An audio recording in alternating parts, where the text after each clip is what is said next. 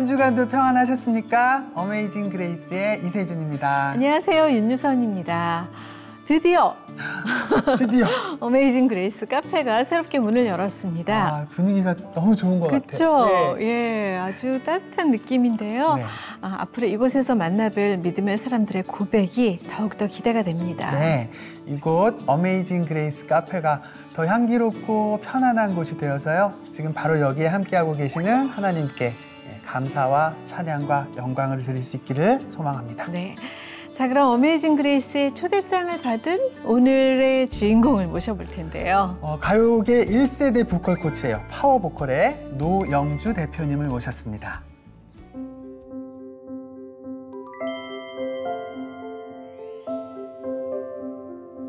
안녕하세요. 안녕하세요. 반갑습니다. 예. 불러주셔서 감사합니다. 너무 감사합니다. 네. 가요계 1세대 보컬 코치라고 이제 저희가 소개를 해드렸는데 네. 그동안 어떤 가수들 좀 지도해 주셨는지 여쭤봐도 될까요? 제 이 질문 받으면 빨리 이렇게 답변이 안 나와요. 사실 많은 분들하고 연습을 했는데 네. 뭐 여러분들 아실 만한 뭐 성시경 씨, 또 예전에 초창기 장나라 씨 고등학생 때, 이수영 씨도 네. 고등학생 때, 뭐 윤하 씨, 뭐 또 뭐 플라이 투 더 스카이, 뭐 다비치, 뭐 이런 분들. 네. 아니 뭐 이름만 들어도 막 노래 소리가 들리는 것 같은 그런 분들인데 네. 그런 분들이 누구 말을 잘 듣습니까? 근데 사실은 제가 한 번도 이렇게 같이 연습하면서 그분들보다 노래를 잘한다고 생각한 적은 없어요. 네, 선생님께서 스스로? 네네네. 그러니까 노래를 제가 그분들보다 잘해서 노래를 알려드린다기보다는 그분들이 의도한 대로 부를 수 있게 그냥 그걸 제가 도와드리는 거기 때문에 제가 노래를 잘해서 가르쳐 드리는 건 아니고 그러니까 본인들이 원하는 걸 또 말씀하세요. 내가 좀 노래하는데 뭐 이런 애로사항이 있다, 좀 이런 게 불편하다, 뭐 그래서 그런 걸 듣고 같이 이제 해결하는 방법을 함께 찾는 거기 때문에 제가 막 일방적으로 알려주고 이렇게 하세요 그런 건 아니라서요. 네. 근데 그러면은 왜 노래는 배워서 많이 좋아하시나요? 저는 이 일을 오래 하면서 느낀 건데 이렇게 하나님이 여기는 하나님 이렇게 편하게 얘기할 수 있어서 좋은 것 같아요. 자연스럽게 나오죠. 네. 하나님이 누구나 그러니까 찬양받기를 원하시는 것 같아요. 본인이. 네, 그래서 누구나 노래할 수 있게 만드신 것 같아요. 이게 몸이라는 악기를 다 주셨잖아요. 네. 다만 이제 타고나야 되는 영역이 분명히 있긴 해요. 음악적인 재능. 음악적인 재능을 타고나야 되긴 하지만 그래도 우리가 왜 요즘에 운동 붐이잖아요. 운동을 이렇게 배우면 배우지 않은 것보다 잘하고 또 꾸준히 하면 좋아지잖아요. 근데 노래도 그런 것 같아요. 그런데 이제 노래는 타고나지 않으면 아예 불가능해 이렇게 이런 생각들을 많이 하셔서 이게 이제 개발이 안 되는 것 같아요. 근데 이제 분명한 건 노래할 수 있게 만들어 주신 것 같아요. 혹시 노래 배워본 적 있으세요? 저는 그 뜨거운 싱어 줄 때 맞다, 그러시구나. 근데 진짜 저 하기 전에는 이게 불가능하지 않을까 했는데 조금 나아지는 것 같다가 안 하니까 또 다시 원래 상태로 돌아오는 것 같아요. 운동 같은 건가 봐요, 진짜. 저는 노래를 오래 한 사람이지만 정식으로 누군가에게 노래를 이제 트레이닝이라고 보통 얘기를 하잖아요. 그 코칭을 받아본 적이 없거든요. 근데 아니 그렇게 되나요? 네네, 그런 사실 것도 있죠. 그래서 누구를 가르칠 때도 가르치는 법을 배운 적도 없고 해서 되게 사실은 어려운 점이 많은데 어떻게 트레이닝 코치가 되신 건가요? 일단 환경이 저를 그렇게 만들어준 거 하나랑 그 환경에 처했을 때 지혜를 주신 것도 있는 것 같아요. 그러니까 환경이라는 게 처음에 이제 레슨을 다 소속된 가수들을 레슨을 하게 된 건데 사실 그 가수분들이 노래를 어떻게 불러야 될지 모르지 않거든요.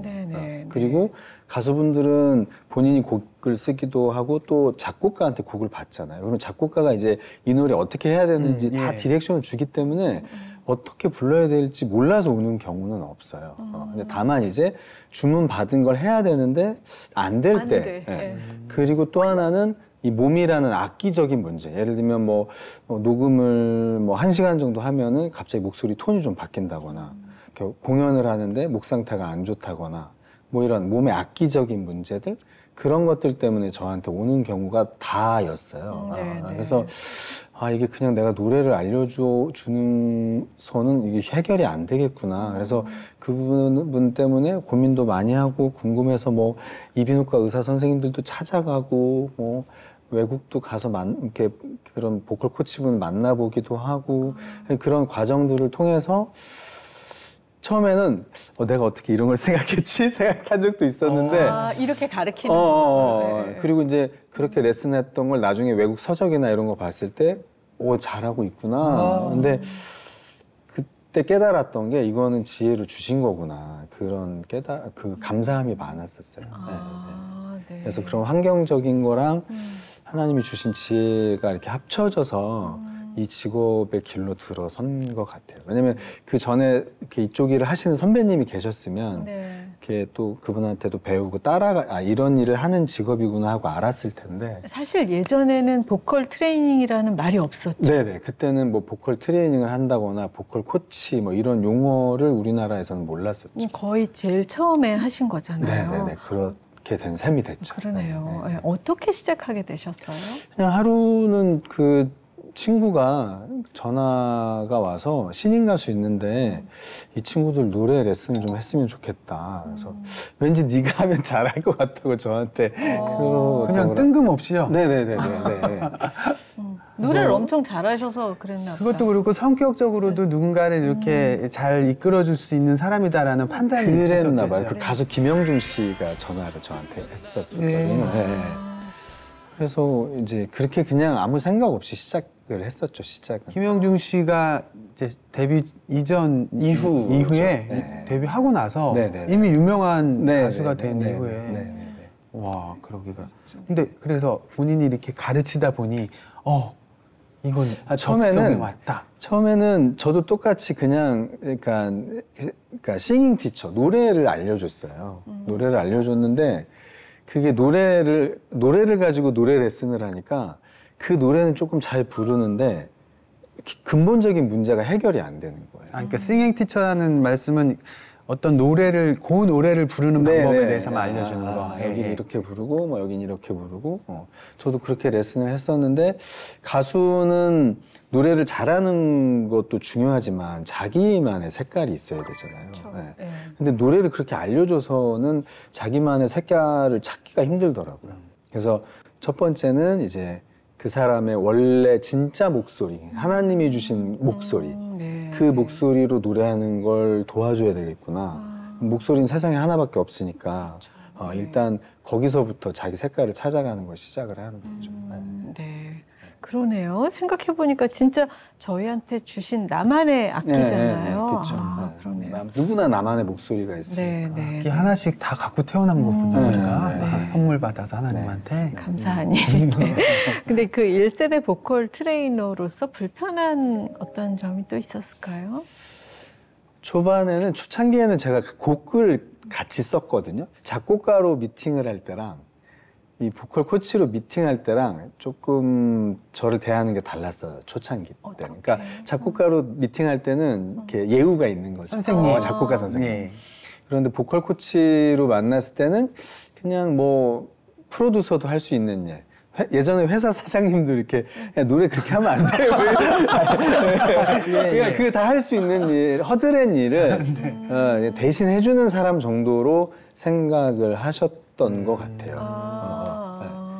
그게 조금 힘들었었는데 이제 점점 인식이 전환이 되시더라고요.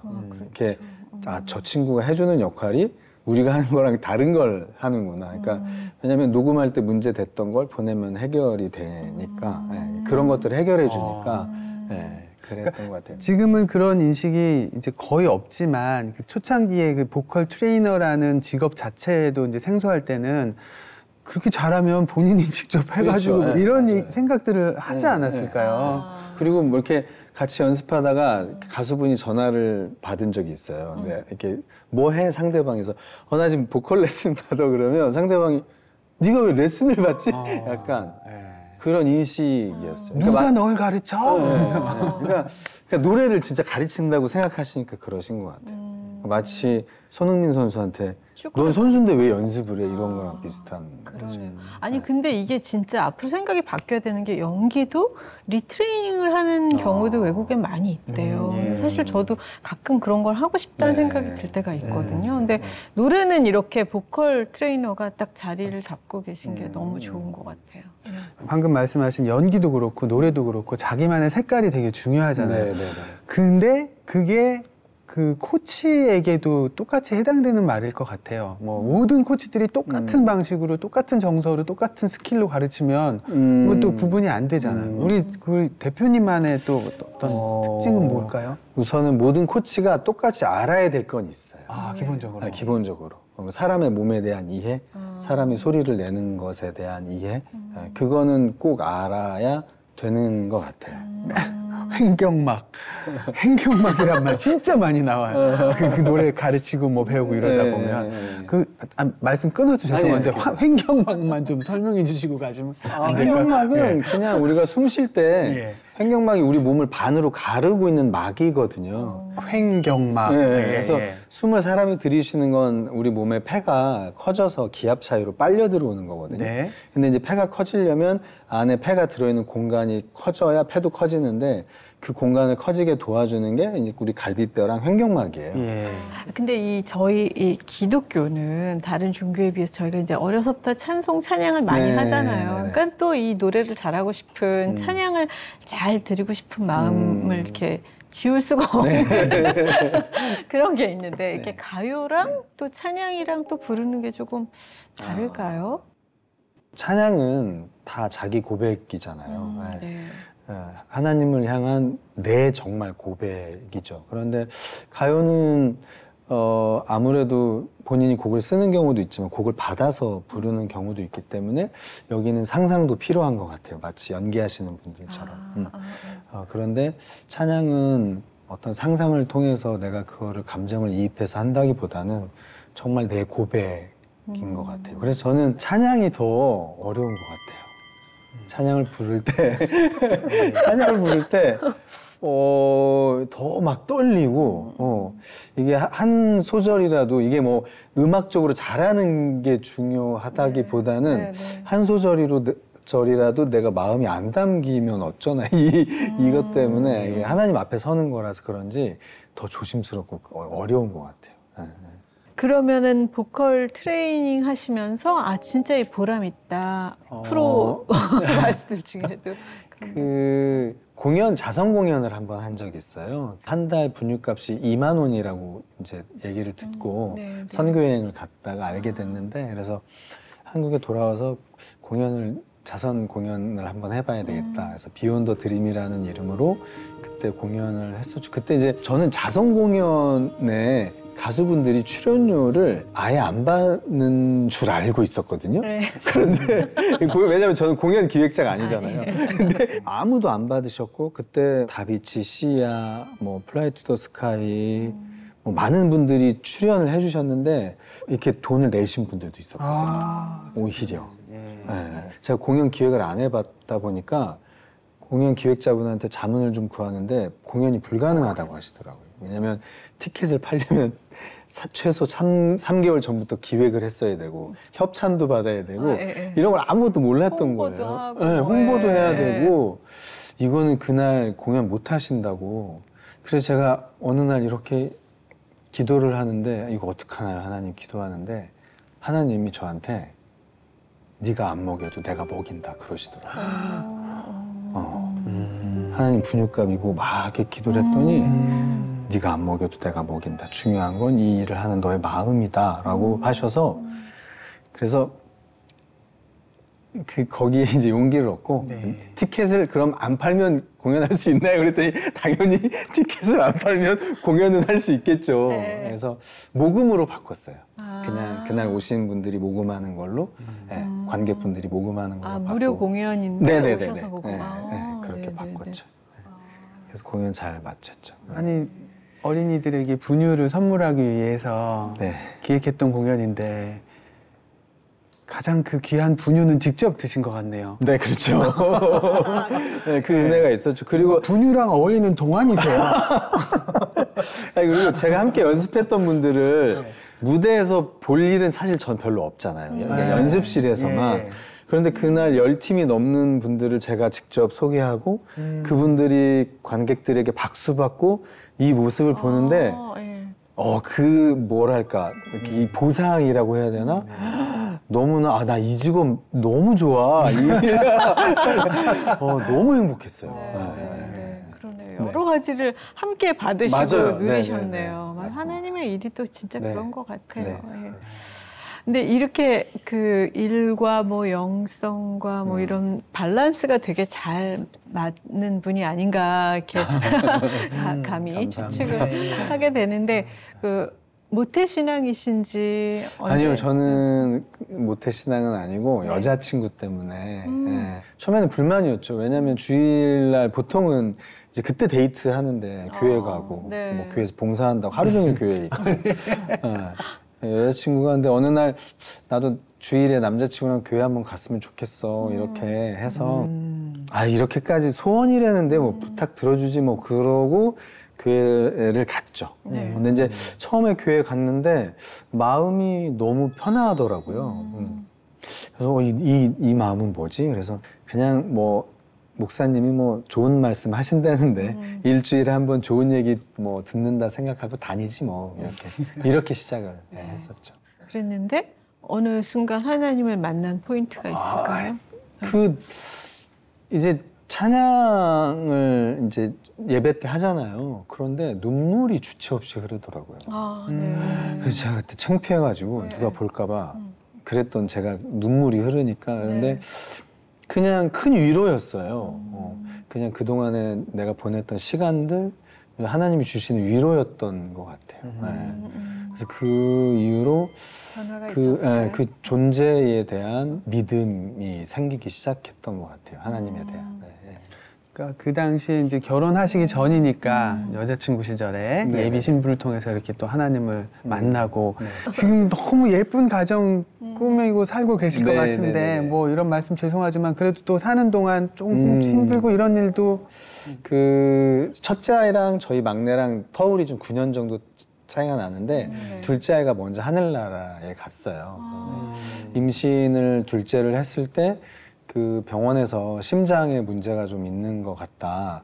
그래서 양수 검사, 심장이 있는 경우에 다운 증후군일 확률이 높다고 하더라고요. 그래서 양수 검사를 통해서 다운 증후군 확인을 해볼 필요가 있겠다. 그래서 제가 의사 선생님께 확인을 해서 다운 증후군이면 어떻게 그 다음 방법이 뭐가 있나요? 그랬더니 그 다음 방법은 없고 다운 증후군인 걸 알면 보통 아이를 이렇게 포기하는 그 방법이 있다. 그래서 저는 포기할 일이 없기 때문에 검사를 하지 않겠습니다. 라고 말씀드리고, 그리고 아이가 이제 다행히 잘 태어났죠. 사실은 태어나기 힘들다고 했어요.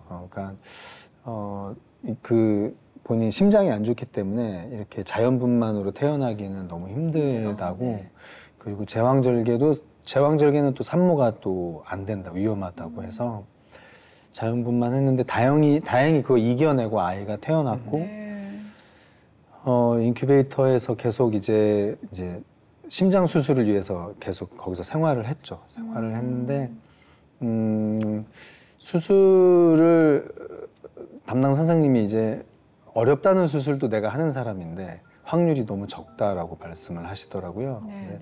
근데 그 끈을 놓고 싶지가 않았어요. 그래서 수술하다가 잘못될 확률이 높다 그런데도 부탁드렸고 다행히 수술을 또 이겨내서 수술을 이겨내고 그런데 이제 어느 날 병원에서 더 이상 힘들 것 같다. 병원에서 100일을 보냈죠. 그래서 100일 떡도 간호사분들한테 돌리고 그래서 100일 조금 지나고 그리고 하늘나라로 갔죠. 세상에. 네. 이렇게 나아질 것 같은 태어나기도 하고 수술도 잘 됐고 하는 계속 희망이 있었을 텐데 네. 하나님이 데려가셨을 때 그 마음은 또 어땠을까 짐작이 안 되네요. 제가 사실은 저희 부부를 보면서 이렇게 신앙이 생긴 분들이 사실 주변에 좀 있었거든요. 그래서 설마 했었어요. 제 무의식 중에 그런 의심이 있었을지 모르겠지만 제 의식에서는 한 번도 아이를 데려가실 거라고 생각 안 했었어요. 근데 그렇게 되고 나서 하나님한테 원망의 기도, 하나님을 향해서 그렇게 많이 화를 내고 그랬었죠. 사실 그럴 수밖에 없는 게 저도 이제 아이를 키우는 네. 입장에서 제가 겪을 수 있는 가장 큰 슬픔을 상상해 볼 때 그거보다 더 큰 게 뭐가 있을까라는 생각이 들 정도. 그러니까 뭐 그런 얘기가 있잖아요. 이제 부모를 여인 아이들을 부르는 용어가 있고 아내를 잃은 남편을 부르는 용어도 있고 반대로 남편을 잃은 아내를 부르는 용어도 있는데 자식을 잃은 부모를 일컫는 말은 없어요. 그러니까 그게 말로 형언할 수 없는 너무나 큰 아픔이기 때문에 그렇다라는 말씀도 하는데 그래도 또 하나님이 나한테 이런 아픔을 주신 이유가 있을 것이다라는 깨달음 같은 거 없었을까요? 기도원에 가서 울면서 많이 기도하고 소리치고 원망하고 어느 날 이렇게 기도원에 보이는 언덕에 이제 이렇게 산을 바라보고 있는데 하나님이 문득 저한테 이야기를 하시더라고요. 많이 힘들었지. 네가 울 때 나도 많이 울었다. 네가 아파할 때 나도 많이 같이 아파했다. 이렇게 말씀하셨는데 그 말씀이 너무 큰 위로였어요.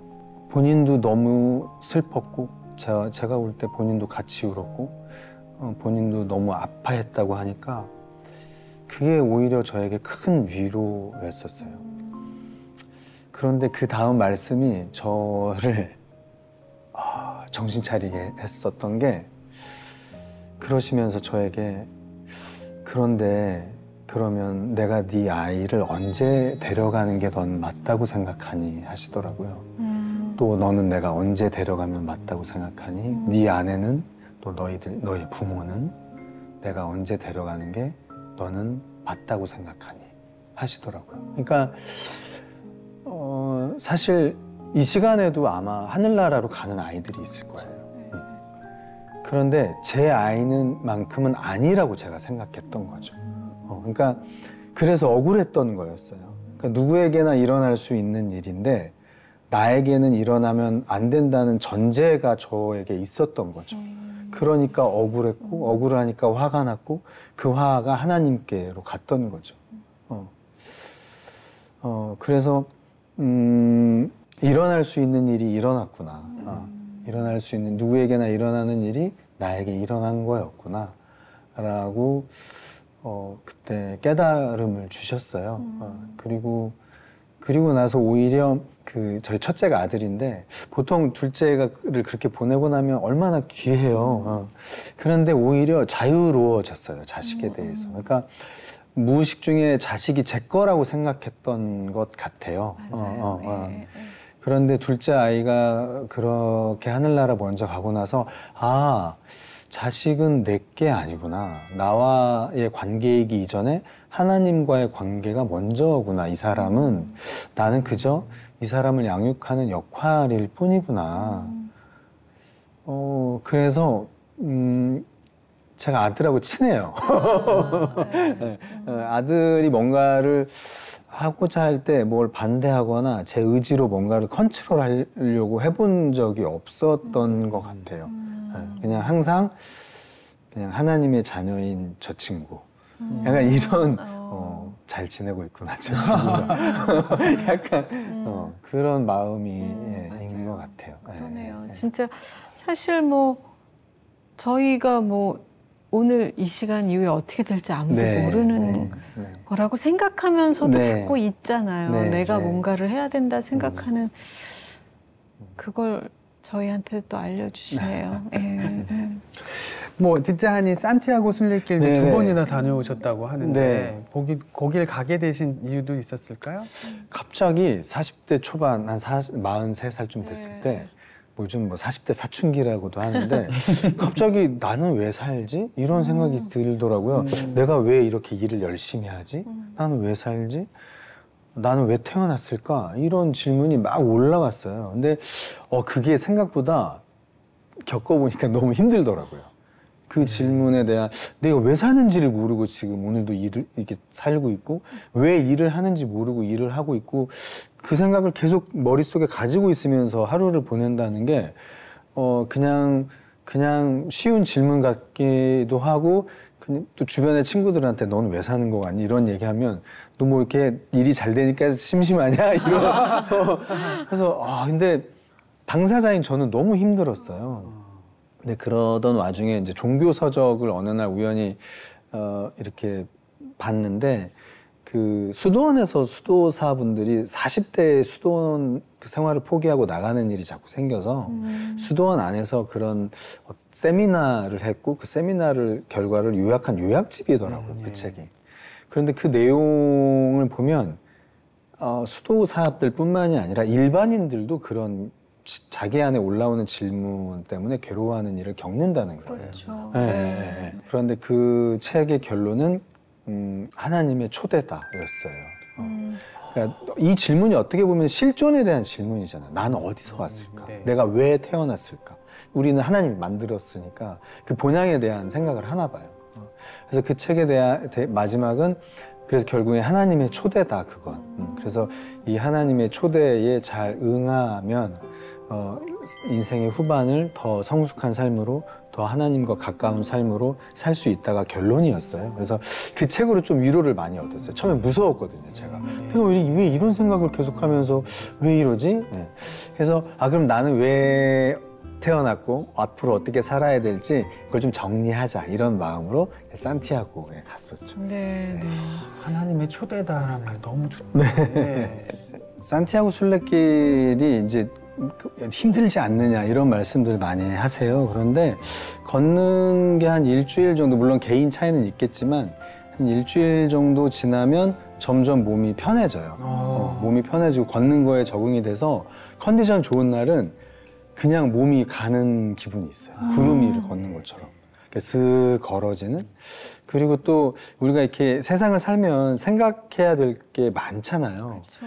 그런데 산티아고는 생각이 쫓겨요. 네네네. 근데 산티아고는 생각해야 될 게 너무 단순해요. 그냥 걷다가 오늘 어디서 자지? 그리고 또 오늘 뭐 먹지? 그냥 생각할 게 그거밖에 없어요. 그러다 보면 그 잡다한 생각들이 이렇게 가라앉고 정말 생각해야 될 것들이 이렇게 올라와요. 그리고 항상 문 밖에서 기다리셨던 하나님을 인식할 수 있게 되는 것 같아요. 내가 사느라고 너무 정신이 없다가 그냥 그 모든 내가 중요한 줄 알고 그거에 매여서 살다가 그걸 내려놔지니까 내 옆에서 나를 바라보시는 하나님이 느껴지는 거죠.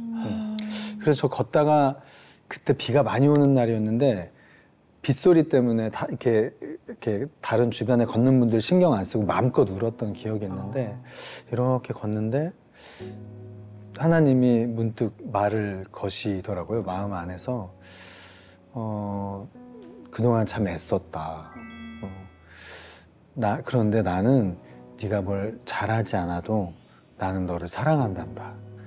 그 말에 제가 엄청 울었어요. 근데 나중에 깨달았던 건데 이렇게 사람들은 제가 느끼는 게 누구나 되게 중요하다고, 그러니까 하나님 말고 중요하다고 생각하고 사는 게 있는 것 같아요.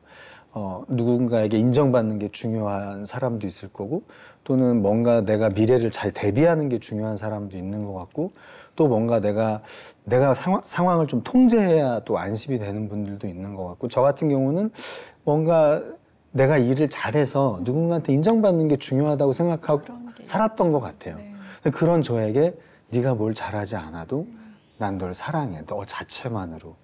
이 말씀이 그때 저에게 너무 큰 위로였었죠. 그래서 빗소리 들으면서 마음껏 울었던 기쁨의 눈물을 흘렸던 것 같아요. 아마 두 분도 가시면 너무 좋으실 것 같아요. 가고 싶어졌어요. 주변 분들한테 추천도 많이 해주셨을 것 같아요. 저희 아내도 그래서 다녀오고요. 저희 아내 나 걷는 거 못해. 어떻게 걱정하지 마. 하나님이 다 알아서 해주실 거야. 거기 가면 할머니들도 있어. 걱정하지 마. 그리고 보냈는데 걷기 시작한 날 저한테 전화 왔어. 울면서 전화 왔어요. 어머나. 나 어떡해 막 이러면서 네. 나 갈 거야 집에. 그래서 여보 너 힘들구나. 여보 괜찮을 거야. 제가 전화로 달래고 그런데 또 가고 싶어해요. 저희 아내도. 네. 어머나. 또 가고 싶어요. 아니 그 본인이 가셨을 때가 더 좋았어요. 아내분이 가시고 집에 혼자 계실 때가 더 좋았어요. 저는 둘 다 좋았어요. 아, 둘 다 네, 좋았어요. 둘 다. 그러네요. 둘 다 좋겠네요. 둘 다 보내고 아니 제가 막내가 초등학교 1학년이어서 네. 저희 막내를 제가 케어하면서 아이고. 네, 그 막내에 대해서 더 많이 알게 됐어요. 아주 사소한 것들. 네. 우리 아이가 이럴 때 웃는구나. 이런 장난을 좋아하는구나. 이런 색깔 좋아하는구나. 뭐 이런 사소한 것들을. 그래서 제가 저희 교회에서 그 젊은 부부들한테 그 아내들이 저희 남편이 잘 안 도와줘요 이런 불평하면 제가 그러면 남편을 놔두고 혼자 여행을 가라. 네. 그러면은 아마 도와줄 거다. 왜냐면 이렇게 안 해보면 모르잖아요. 아, 예, 예. 저도 안 해봤던 거라 그렇게 살림이 힘든가 뭐 이렇게 육아가 저 정도로 힘든가 그랬었거든요. 학교 보내고 쉬면 되지. 학교 보내고 살림하면 되지. 학교 보내고 차 한 잔 마시고 네. 뭐가 힘든지 그랬다가 혼자서 아이를 케어하면서 이거 내가 도와주지 않으면 내 아내가 골병 들겠는데 맞아요. 예. 병 들겠는데 몸이 상하겠는데 그래서 주로 음식 제가 하고요. 예. 아내분들도 가셔가지고 힘들어도 지금 깨닫고 있을 남편들 생각하면서 계속 걸으시죠. 그렇죠. 차라리 걷는 게 그렇죠. 나아. 그래. 그리고 그냥 이렇게 안 해봤던 남편 때문에 걱정이 되실 텐데 제가 그랬잖아요. 자식은 내게 아니라고 하나님이 알아서 돌봐주실 거예요. 네. 그러네요. 네. 아니 믿음의 가정이네요. 진짜 사실 남편이 애 케어하는 거 못 믿어서 못 떠나거든요. 엄마들이. 예. 근데 맞아요. 진짜 그러네요. 네. 그 처음에 이제 가수 겸 작곡가로 가요계 데뷔를 하셨던 거잖아요. 네네. 그렇다면 이제 지금쯤 뭐 좀 새삼스러울 수도 있지만 다시금 내가 노래에 도전한다든지 아니면 CCM 해보고 싶다 이런 생각은 안 드실까요? 이렇게 무대에 서고 싶은 욕심이 개인적으로 있는 것 같지는 않아요. 그런데 다만 이제 저희 이제 함께 일하는 분들이 다 음악을 하시는 분들이잖아요. 연주하시는 분들도 있고. 그래서 이분들이랑 같이 하나님을 찬양하는 일을 좀 했으면 좋겠다. 사실은 저희 그 파워보컬에 작은 공연장이 있거든요. 그 공연장을 만들었던 이유가 제가 뉴욕에 갔을 때 그 비비킹 그 센터가 있어요. 네네. 근데 비비킹 그때 살아계실 때인데 공연을 보려고 했는데 티켓이 매진이 돼서 그냥 아무거나 주세요. 그래서 티켓을 끊어서 봤는데 간단한 뷔페가 있어요. 그래서 뷔페 먹고 이제 테이블에 앉았죠. 무슨 공연인지 모르고 그냥 그런 뭐 음식 먹으면서 보는 공연인가 봐. 네. 그런데 찬양 콘서트였던 거예요. 그게. 네. 그래서 이렇게 흑인분 5분이 쭉 서서 한 분씩 나와서 솔로하고 뒤에서 그냥 코러스 하는데 그 에너지와 열정이 저는 이 모든 상황이 약간 쇼킹했었어요. 이렇게 뷔페처럼 음식을 먹고 찬양 콘서트를 본다는 것도 좀 쇼킹했고 와 그분들의 그 열정적인 찬양도 너무 쇼킹했고 한국에 가면 이걸 해야 되겠다. 그래서 저희 센터에 그 공연장을 만든 거였거든요. 근데 아직 네, 그런데 막 그냥 일에 치이고 그러다 보니까 몇 번 이제 자선 공연을 몇 번 한 적은 있는데 제대로 이제 하지를 못했어요. 찬양 콘서트. 네네네. 아직. 네. 그래서 저희 이제 선생님들이랑 음원도 만들고 거기서 이제 주기적으로 이제 찬양 콘서트도 하고. 그럼 선생님들 다 크리스찬이세요? 다는 아니신데 대부분 크리스찬이 많으시더라고요. 저희가 일부러 그렇게 선생님들을 이렇게 모신 건 아닌데 네, 공교롭게 그렇게 됐어요.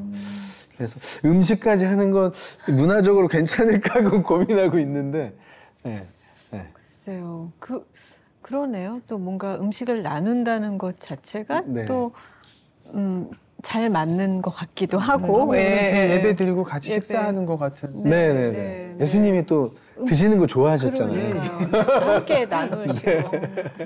네. 뭔가 되게 근사한 콘텐츠가 네. 만들어질 것 같은데 네. 기회가 되면 혹시 자리가 나면 저도 좀 정말. 감사합니다. 예. 약속하셨어요. 그럼요. 네. 물론이죠. 네네, 감사합니다. 꼭 약속 지키셔야 돼요. 음식은 꼭 준비해 주시고. 네네, 알겠습니다. 우리가 해야 되는 거 아니에요? 그것도 얼마든지. 감사합니다. 감사합니다. 노영주가 만난 하나님은 어떤 하나님? 지금 제 하나님은 저에게 약자이신 하나님. 저를 너무 사랑해서. 저를 너무 사랑해서 저를 컨트롤하지 않으세요. 저를 어떻게 조정하시는 하나님도 아니고 뭔가 저에게 어떤 상황을 주고 시험하시는 하나님도 아니고 저만 바라보시고 그냥 원하는 건 본인하고 대화하기 원하시고 그다음에 내가 안 하나님을 다른 사람에게도 좀 알려주길 원하시는 하나님. 네. 그리고 제가 상황들에서 선택하는 걸 그저 마음 졸이면서 보시고 제가 어떤 선택을 하든지 응원해 주시고 저 입장에 친정 엄마 같은 그런 사람인가 봐. 그죠? 예. 연인 사이에도 더 많이 사랑하는 사람이 늘 약자잖아요. 네, 저희 집에서 제일 힘이 센 게 저희 막내. 걔가 제일 힘이 세고 저희가 다 약자거든요. 그렇죠. 그러네요. 그래서 천국도 그런 곳이 아닐까. 우리가 아는 힘세다고 하는 사람이 천국에서는 약자고 어린아이가 집에서 제일 강자잖아요. 네. 걔한테 다 쩔쩔매잖아요. 예. 그런 게 천국이 아닐까 싶은 생각도 들어요. 네. 아, 정말 오늘 귀한 나눔 너무 행복한 시간이었고요. 저도 예, 감사했습니다. 아, 저희 어메이징 그레이스가 준비한 또 이세준의 선물 시간이 돌아왔습니다. 뭐 이렇게 꺼내서 드리는 거 아니고. 네, 아, 이 시간이 너무 기다려져요. 네. 감사합니다. 네. 오늘은 근데 원래 제가 이렇게 찬양 선물을 우리 게스트분께 해드리는 네, 날인데 네. 오늘은 뭐 우리 최고의 코치님이 오셨으니까 찬양을 함께 듀엣으로 한번 청하고 싶은데 괜찮으실까요? 사실은 작가분께서 말씀해 주셔서 예. 하겠다고 말씀드렸는데 예. 살짝 후회를 했어요. 내가 왜 한다 그랬을까? 아니에요. 우리 그 식사 콘서트, 뷔페 콘서트 리허설 겸 해가지고 네네. 근데 너무 영광입니다. 같이 아닙니다. 이렇게 할 수 있어서. 저 저는 노래하면서 전 사실 굉장히 신경이 많이 쓰일 것 같아요. 보컬 틀릴까 봐. 예, 선생님하고 같이 시험 보는 느낌 네. 있잖아요. 네, 저도 마찬가지로 제가 이제 보컬 코치다 보니까 노래한다고 하면 얼마나 잘하나 약간 그런 게 있어서 잘해야 본전이거든요. 네, 뭐 하나님께 네, 들어주신다 맞습니다. 생각하고. 네, 네, 네. 맞아요. 네. 네. 아, 두 분의 아름다운 하모니가 시청자 여러분들께도 이렇게 잘 선물이 되기를 소망하면서 놀라우신 하나님의 은혜에 대한 감동과 감사가 있는 저희 어메이징 그레이스 오늘 여기까지 하겠습니다. 네, 고맙습니다. 네, 귀한 말씀 감사합니다. 네, 감사합니다. 네. 네.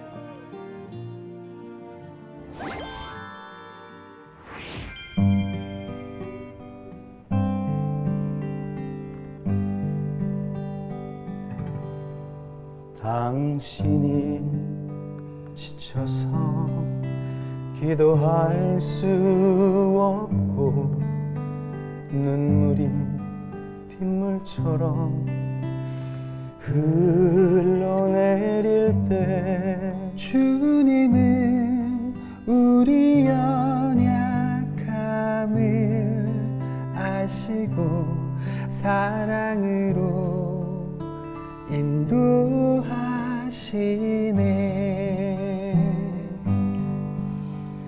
누군가 널 위하여 누군가 기도하네. 내가 홀로 외로워서 마음이 무너질 때 누군가 널